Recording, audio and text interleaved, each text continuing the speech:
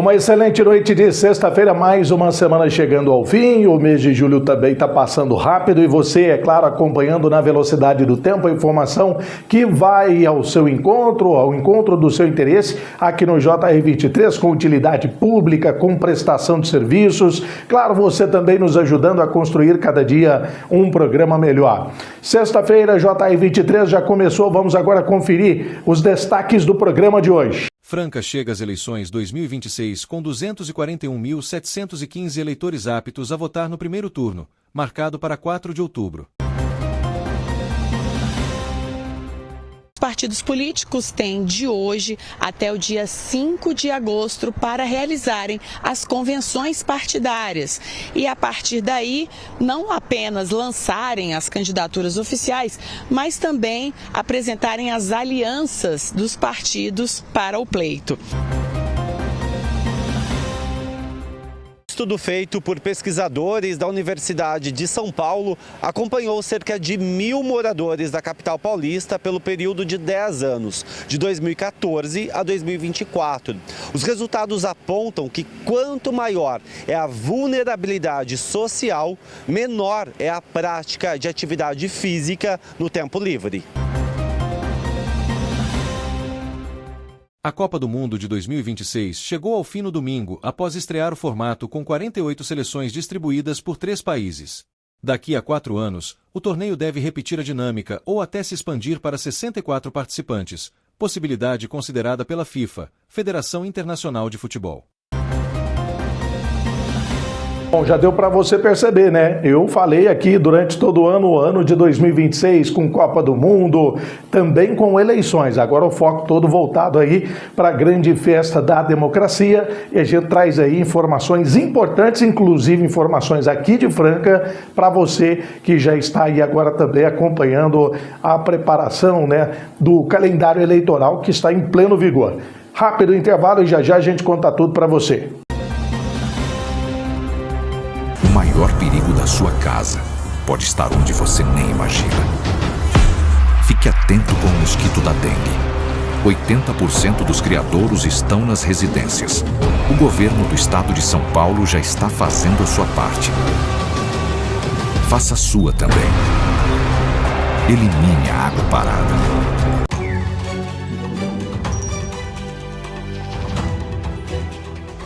Por onde passam, os incêndios florestais costumam deixar um rastro de destruição, e os efeitos para os animais silvestres podem ser devastadores.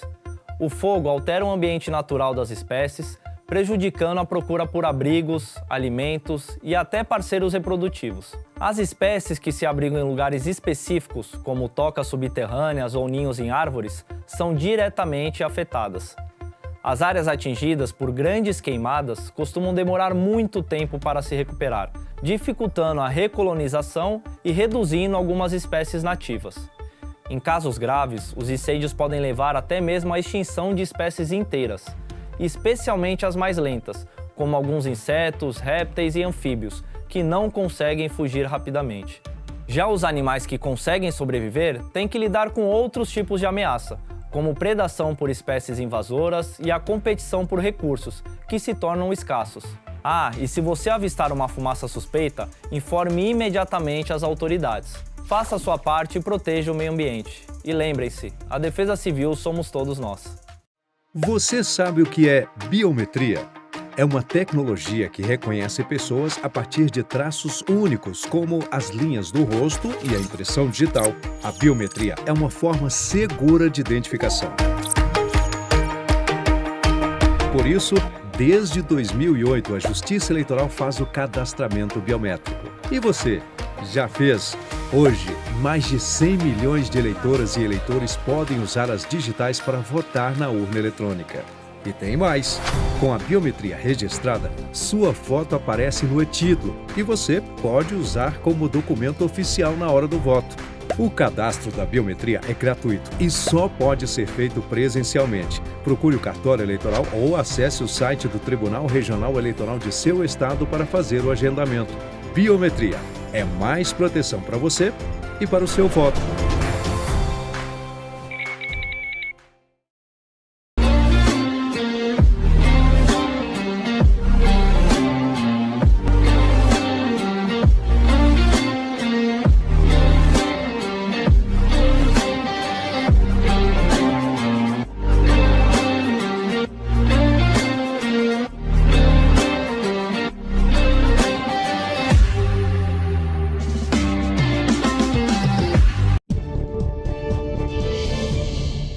Falei para você que era coisa rápida, já estamos de volta e hoje o JR23 traz informações importantes, ano de Copa do Mundo, ano de muitas novidades, né? 2026 não deu para o Brasil no Hexa, na equipe da Espanha, né? A seleção espanhola ficou com o título da Copa do Mundo. E agora as atenções todas, elas acabam sendo direcionadas para a festa da democracia.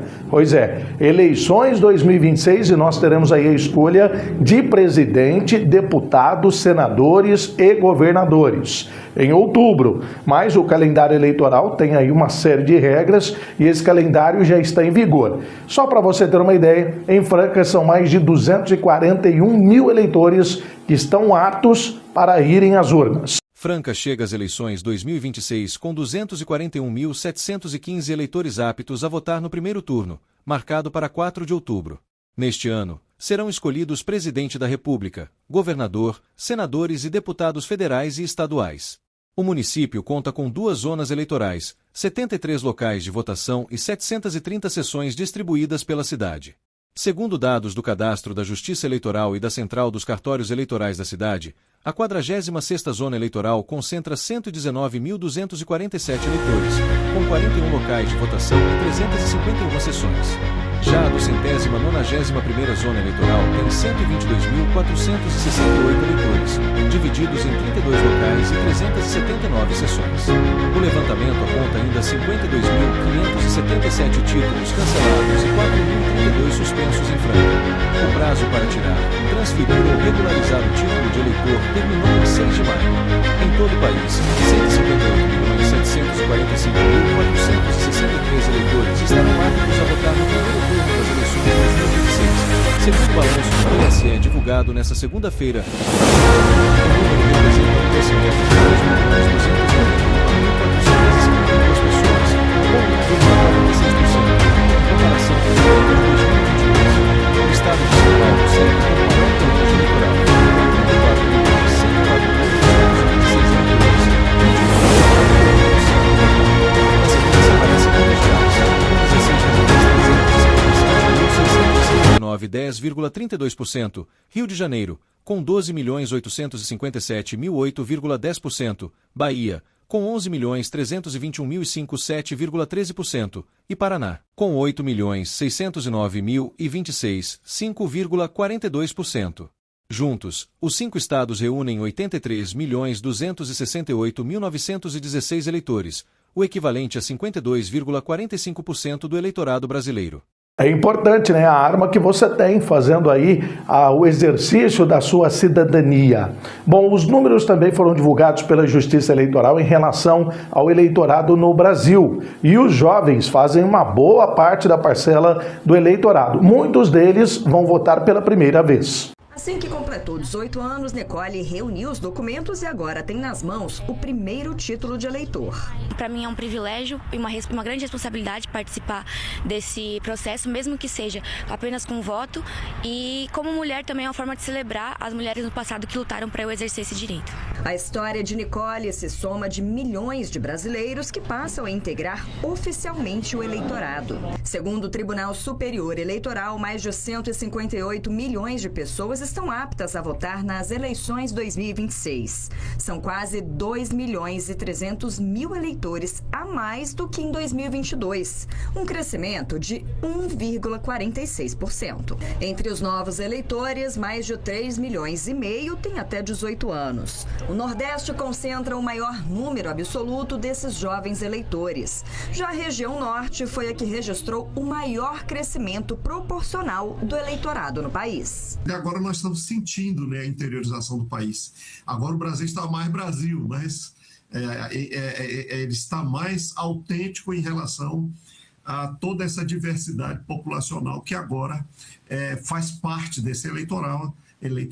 Os dados do TSE também mostram outras mudanças. O número de brasileiros aptos a votar no exterior aumentou mais de 30%, chegando a quase 919 mil pessoas. Ao mesmo tempo, cresce a participação dos eleitores com 60 anos ou mais, que já apresentam quase 1/4 do eleitorado nacional. Vão ser os dois extremos, né? É o extremo do idoso, quando eu me refiro às pessoas com mais de 60, são 60 mais, que vão ter que ter uma atenção especial, um carinho especial nas mídias tradicionais, e o outro extremo dessa juventude que está ingressando agora nas campanhas eleitorais de uma maneira ativa e determinante. Eu espero, no momento, candidatos que se preocupem, de fato, que o nosso país tem um amor à nossa nação e se preocupem não só com saúde, alimentação e educação, mas também com as mudanças climáticas. A gente está vendo que o El Niño está chegando, então eu acho que para eu votar, eu procuro um político que se preocupe com essas questões que vão afetar muitos próximos meses no país. Mas não são somente os jovens que vão às urnas, os idosos também, eles vêm representando uma grande fatia do eleitorado brasileiro. De acordo com as informações divulgadas aí pelo Tribunal, pela Justiça Eleitoral, Tribunal Superior Eleitoral TSE, os idosos representam 23% do eleitorado em todo o Brasil. Veja na reportagem. O voto para Dona Maria Freire nunca foi apenas uma obrigação. Há mais de 5 décadas, ela faz questão de repetir o mesmo compromisso sempre que chega o período eleitoral. Para mim é muito importante. Enquanto eu for lúcida e puder me movimentar, eu vou votar sim. A história de Dona Maria reflete uma realidade que cresce em todo o país. Dos mais de 158 milhões de brasileiros aptos a irem às urnas em outubro, 23% têm mais de 60 anos e formam o maior eleitorado idoso já registrado no Brasil. Segundo dados do Tribunal Superior Eleitoral, o número de idosos com o título de eleitor ativo cresceu cerca de 74% desde 2010. Hoje, eles representam mais de 36,8 milhões de eleitores. O público idoso, que passa dos 65 anos, já representa pelo menos 23% do eleitorado total nacional. E é um público muito exigente e muito específico. Porque vejam só, como eles não são obrigados a votar, eles precisam ser convencidos. Não só pela família, mas pelos candidatos. E a pauta para falar com esse público é uma pauta muito, muito focada em alguns pontos. Previdência social, assistência social, medicação, saúde, segurança, mobilidade, e que tem uma conotação interessante também. Ao mesmo tempo é mais conservador, em geral, em relação aos costumes, mas também um público que busca muito as ações do Estado. Cada voto representa uma escolha, e quando milhares de idosos fazem questão de continuar participando das eleições, mesmo após os 70 anos de idade, esse cenário deixa de ser uma decisão individual e acaba revelando um cenário transformador no país. Nas próximas eleições, esse público que pode decidir entre exercer o voto ou não deve ter um peso ainda maior. Com o crescimento da população acima dos 60 anos, temas como saúde, previdência, assistência social, segurança e custo de vida tendem a ganhar ainda mais espaço no debate político. Independente da idade, a cidadania segue encontrando nas urnas uma das suas expressões mais valiosas. Estando com saúde, podendo ficar em pé, eu vou. Porque a gente se sente, quando a gente não vota, a gente se sente um ninguém. É uma identidade que é muito forte na vida da gente. Bom, o eleitor tem que se preparar, mesários estão sendo convocados, Justiça Eleitoral está trabalhando e os candidatos também estão de olho aí nos prazos para registro de candidaturas. Partidos políticos têm de hoje até o dia 5 de agosto para realizarem as convenções partidárias e, a partir daí, não apenas lançarem as candidaturas oficiais, mas também apresentarem as alianças dos partidos para o pleito. Na prática, por enquanto, ainda temos apenas pré-candidatos, candidatura oficial só depois das convenções. E, em seguida, esses escolhidos terão um prazo aí até dia 15 de agosto para serem registrados na Justiça Eleitoral. E no dia seguinte, ou seja, no dia 16 de agosto, aí sim começa a campanha eleitoral, com as propagandas, com os eventos públicos que podem acontecer nas ruas ou na internet. Hoje, o partido político Missão se antecipou e já lançou a candidatura oficial de Renan Santos para a presidência da República. De acordo com o partido, foi realizada uma convenção online por questão de segurança, porque Renan Santos estaria sendo ameaçado por organizações criminosas. E hoje também, de acordo com o calendário da Justiça Eleitoral, começa o prazo para transferência temporária do local de votação. Vamos ver agora na reportagem. Até 20 de agosto, podem pedir para votar em outra sessão ou outro local eleitores em trânsito no Brasil, pessoas com deficiência ou mobilidade reduzida, indígenas, quilombolas e integrantes de comunidades tradicionais, além de militares, agentes de segurança, presos provisórios, adolescentes em unidades de internação, servidores da Justiça Eleitoral e pessoas em situação de rua. Já mesários, equipes de apoio às eleições e outros profissionais convocados para trabalhar no pleito terão até 28 de agosto para solicitar a mudança temporária da sessão onde vão votar. Primeiro bloco todo sobre as eleições. Vamos falar muito sobre eleições também ainda nos próximos programas aqui do JR 23. Intervalo rapidinho e na sequência já estamos de volta. O problema dela? Nunca mais. Esquece. Isso não vai mudar. Nunca mais é um problema só das mulheres. Nunca mais omissão. Nunca mais ignorância. Nunca mais desculpas. Nunca mais desculpas. Participe do Pacto Nacional Brasil contra o Feminicídio. O país unido pela vida das mulheres e meninas.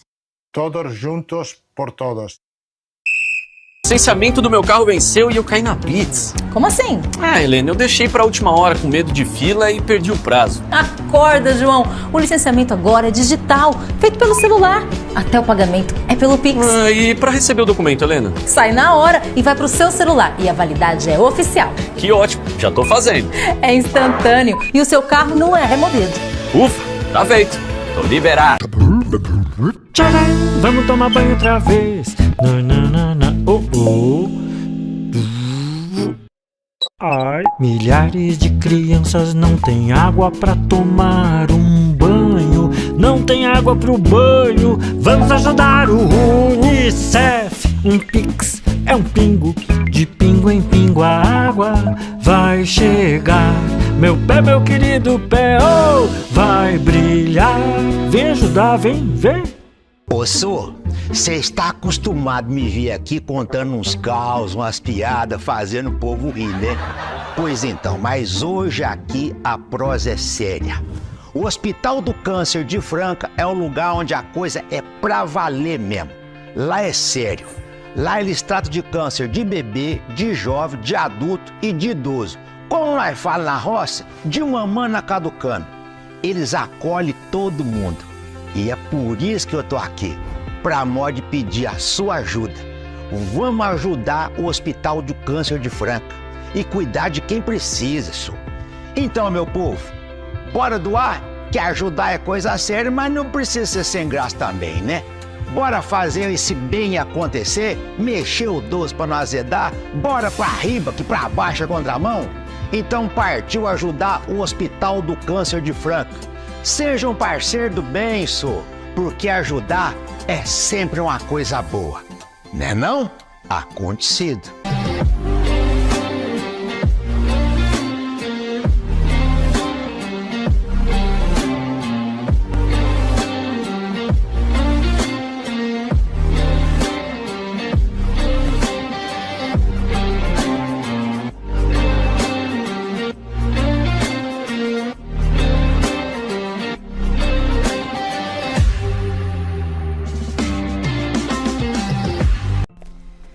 Gente, eu tô aqui para falar de um assunto muito importante. Falta de sangue. Você sabia que menos de 2% da população brasileira doa sangue regularmente? Pois é, nós precisamos tornar esse gesto de amor um hábito. Tem muita gente precisando e para cada pessoa que doa, outras 4 são beneficiadas. Faça a sua parte. Doe sangue.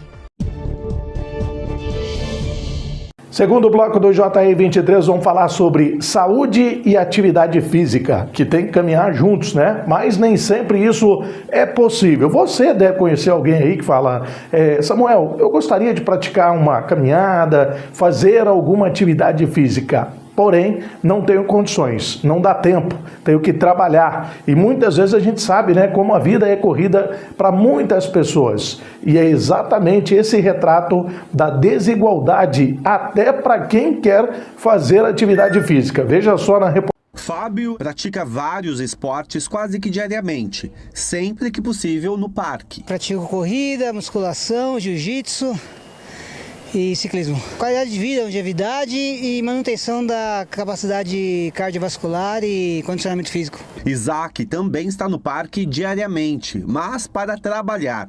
A atividade física fica em segundo plano. Não dá tempo, saio de casa cedo, chego em casa tarde, não dá tempo de fazer mesmo. Aí é mais só final de semana quando eu tô de boa, quando eu não tô trabalhando, aí eu jogo bola só. Um estudo feito por pesquisadores da Universidade de São Paulo acompanhou cerca de 1.000 moradores da capital paulista pelo período de 10 anos, de 2014 a 2024. Os resultados apontam que quanto maior é a vulnerabilidade social, menor é a prática de atividade física no tempo livre.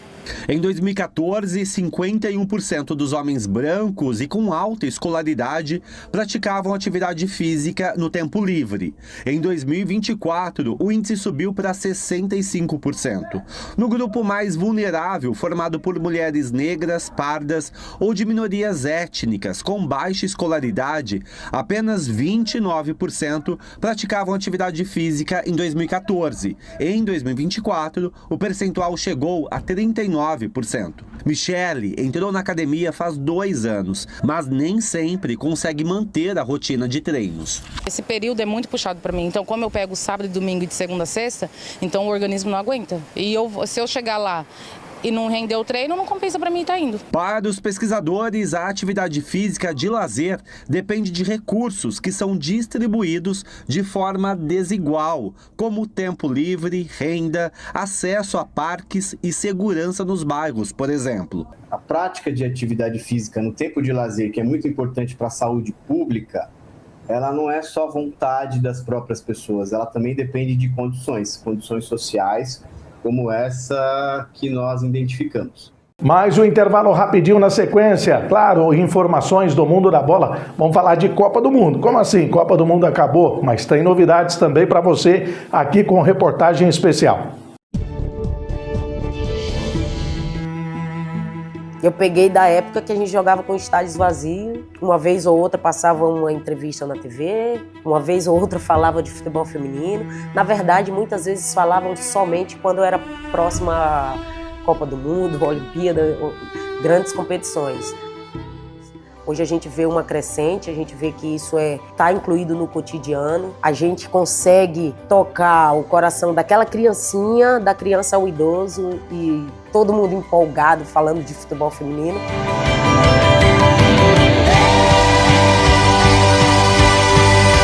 A gente espera essa empolgação da torcida, obviamente. A gente espera o comparecimento da torcida brasileira em peso nos jogos. A gente espera, por parte da organização, um evento bem, digamos, impactante, porque esse é o momento da gente aproveitar para realmente popularizar o futebol feminino no nosso Brasil. E aí você entra no estádio, quando toca o hino, aí esse é o ápice, sabe?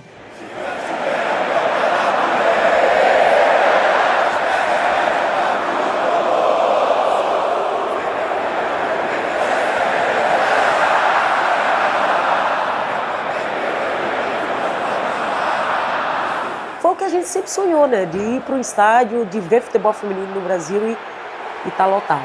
Que a gente possa ter esse apoio contínuo, que o povo brasileiro joga com a gente sempre.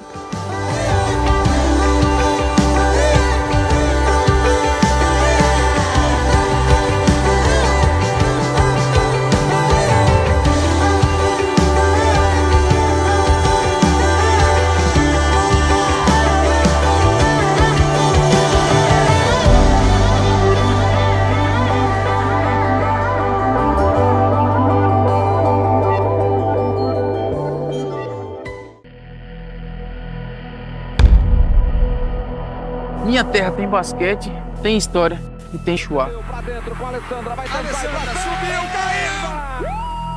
As vozes daqui vibram como em nenhum outro lugar. O basquete mudou minha vida. No Brasil tem basquete, e ser basquete vai além do esporte. É acreditar que a bola vai cair, mesmo quando nada parece dar certo. O Brasil é gigante, diverso. A gente se reconhece no plural. Mas o que temos em comum? O brasileiro é o corre. A gente vai atrás, cria caminhos dentro do impossível, se adapta, faz festa enquanto se supera. Minha terra tem basquete. Tem basquete pra caramba. O brasileiro é criativo, inovador, autêntico, orgânico. A mudança de direção, o ritmo, o suor, a dança, a energia. A gente sua a camisa, a gente ganha, a gente perde, mas a gente brinca, se diverte, a gente dança, a gente vibra, a gente cai, levanta, dá o sangue e celebra as conquistas. Esse é o nosso jeito. Nossa terra. Nossa terra. Nossa terra. Nossa terra. Nossa terra. Nossa terra tem basquete. Nossa terra tem basquete e aqui é meu lugar. Você pode dar o sangue por você? Você pode dar o sangue pelos seus sonhos? Pela sua família? Por uma causa? Você pode. Comece hoje e faça disso um hábito. Porque quando você descobre que pode dar o sangue por você, você também descobre que pode ajudar outras vidas. Procure um hemocentro e doe sangue regularmente. Você pode. Ministério da Saúde. Já estamos de volta no JR 23, último e terceiro bloco, né? Finalzão de semana tá chegando, tem Campeonato Brasileiro em destaque, mas você tá vendo aí no telão da notícia a Copa do Mundo. Como assim, Samuel? A Copa do Mundo já acabou. Acabou, a Espanha foi campeã, mas a festa continuou durante toda essa semana, veja só. A imagem aérea da Praça Cibeles era impressionante. 2 milhões de espanhóis comemoraram o título da Copa do Mundo em Madrid. Quando trouxe a taça para o palco, Rodri, eleito o melhor jogador do Mundial, teve que passar em um corredor polonês. Mas tudo naquele clima de muita alegria. Um dos momentos marcantes foi quando os reis do mundo levantaram a taça para os torcedores. O técnico Luis de la Fuente foi reverenciado pelos jogadores e retribuiu o carinho com belas palavras. Temos a sorte de contar com 26 pessoas fantásticas que também são jogadores de futebol fantásticos, os melhores do mundo. Portanto, é uma honra para mim liderá-los, assim como é compartilhar este momento com minha comissão técnica e com todos que trabalham em prol do grupo. Acima de tudo, não se esqueçam de uma coisa, algo que também disse há 2 anos. Juntos somos mais fortes. Viva a Espanha! Obrigado! Viva a Espanha! Gracias! Dancinha no palco? Os campeões não perderam essa chance. O lateral esquerdo Cucurella foi além, tocou bateria.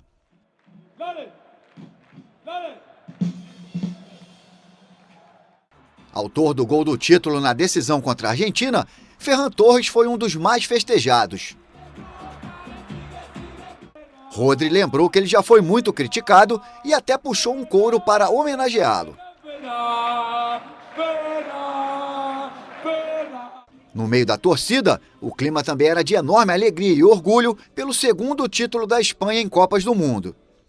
É algo que não sabemos se vamos vivenciar novamente. Em 2010 éramos apenas crianças. Agora que crescemos, viemos aqui para comemorar. Não sabemos se isso vai se repetir. Queremos celebrar aqui com todo mundo. Com tanta gente querendo comemorar, foi preciso improvisar para ver melhor o que estava acontecendo no palco. Alguns dos astros da festa, como Lamine Yamal, precisaram descansar um pouco. Mas não se engane, a atual campeã da Eurocopa e da Copa do Mundo vai seguir incansável em busca de novos títulos. Mas nem só de alegria, né? O Mundial. Infelizmente, os argentinos cometeram alguns atos que estão sendo investigados, inclusive pela FIFA. Uma investigação foi aberta pela FIFA nesta segunda-feira por conta dos incidentes ocorridos no final da decisão da Copa do Mundo entre Espanha e Argentina. Em comunicado, a entidade afirmou que, após analisar os relatórios da partida, nomeou um inspetor de disciplina e ética para investigar possíveis violações do Código Disciplinar relacionadas aos incidentes depois da partida. Os ânimos se exaltaram em campo logo após o apito final, no momento em que a seleção espanhola começava a comemorar o 2º título mundial do país. O volante argentino Leandro Paredes, envolvido em uma discussão com Gavi e outros integrantes da seleção adversária, foi alvo nesta segunda-feira de duras críticas na imprensa espanhola, que também reprovou duramente o comportamento de Nahuel Molina e do auxiliar técnico Roberto Ayala durante a confusão. No tempo regulamentar, Enzo Fernandes foi expulso após receber o segundo cartão amarelo nos acréscimos, obrigando a Argentina a disputar a prorrogação com um jogador a menos. A vitória espanhola veio com um gol do atacante Ferran Torres no tempo extra. Bom, a Copa do Mundo de 2026 desse ano foi diferente. Infelizmente não deu para nós aí brasileiros no sonho do Hexa. Mas o Mundial teve algumas mudanças com o maior número de seleções. Mas já começou a preparação para a Copa do Mundo de 2030. É claro que você vai acompanhar agora uma reportagem toda especial já dos preparativos para o próximo Mundial. A Copa do Mundo de 2026 chegou ao fim no domingo, após estrear o formato com 48 seleções distribuídas por 3 países. Daqui a 4 anos, o torneio deve repetir a dinâmica ou até se expandir para 64 participantes, possibilidade considerada pela FIFA, Federação Internacional de Futebol. O Mundial de 2030 acontecerá na Espanha, em Portugal e em Marrocos, além de ter Argentina, Paraguai e Uruguai como sedes de partidas comemorativas. A celebração será uma homenagem ao centenário da competição, que teve sua edição inaugural disputada em território uruguaio, em 1930. A iniciativa de receber alguns jogos partiu dos países sul-americanos, representados pela Conmebol, Confederação Sul-Americana de Futebol. As entidades europeia, UEFA, e africana, CAF, apresentaram uma candidatura conjunta, aprovada pela FIFA, Federação Internacional de Futebol, em dezembro de 2024. Em formato inédito, a edição de 2030 acontecerá em 6 países e 3 continentes. Espanha, Portugal e Marrocos foram escolhidos como anfitriões principais e receberão 101 do total de 104 partidas. Caso o formato com 64 seleções seja aprovado, a quantidade de jogos aumentará. Com um confronto em cada país, Argentina, Paraguai e Uruguai sediarão partidas comemorativas. Paraguai, Portugal e Marrocos receberão a Copa do Mundo pela primeira vez. Espanha, Argentina e Uruguai já sediaram a competição. A edição inaugural, em 1930, foi vencida pelos anfitriões uruguaios. Também em casa, os argentinos foram campeões pela primeira vez em 1978. Já os espanhóis caíram na segunda fase do torneio realizado em seu território, em 1982, conquistado pela Itália. A participação dos países sul-americanos como sedes é simbólica e adicional à candidatura de Espanha, Portugal e Marrocos, que foi a única concorrente para sediar a Copa de 2030. Segundo a FIFA, a primeira das 3 partidas será disputada no Estádio Centenário, em Montevidéu, onde aconteceu a primeira final da história, que consagrou o Uruguai. O jogo em território argentino simboliza o papel da Argentina como finalista e vice-campeã da edição de 1930, de acordo com a entidade. A escolha pelo Paraguai, sede da Conmebol, é um reconhecimento à primeira e única confederação existente à época da edição inaugural. São 20 os estádios listados na candidatura escolhida pela FIFA, que ainda não confirmou oficialmente a cidade-sede. A proposta prevê 11 estádios em 9 municípios da Espanha: Madrid, Barcelona, Bilbao, Corunha, Las Palmas, Málaga, San Sebastián, Sevilha e Saragoça, 3 em Portugal, 2 em Lisboa e 1 no Porto, e 6 em Marrocos, nas cidades de Agadir, Casablanca, Fez, Marrakech, Rabat e Tanger. 7 das 11 arenas espanholas precisarão de reformas de modernização, enquanto um dos estádios marroquinos deve ser construído do zero, o Grand Stade Hassan II, em Casablanca, com expectativa de ter capacidade para 115 mil pessoas. Na América do Sul, além do Centenário em Montevidéu, o Monumental de Nunes, em Buenos Aires, e o Nacional do Paraguai, em Assunção, devem ser os estádios anfitriões e também passar por projetos de melhoria e ampliação. Os jogos comemorativos na América do Sul serão disputados antes das demais partidas na Espanha, em Marrocos e em Portugal, com tempo para viagem e descanso às equipes envolvidas nos confrontos. 8 e 9 de junho de 2030, cerimônia do centenário com as partidas de estreia de Argentina, Paraguai e Uruguai. Bacana essa reportagem, né? É claro que já estamos vivendo aí a emoção de 2030 na Copa do Mundo. Quem sabe o sonho do Hexa vem em 2030. Passa rápido, inclusive, né? Claro que a gente vai acompanhar todos os detalhes e trazer para você que nos acompanha no JR 23. Bom final de semana e, é claro, a gente está de volta na segunda-feira.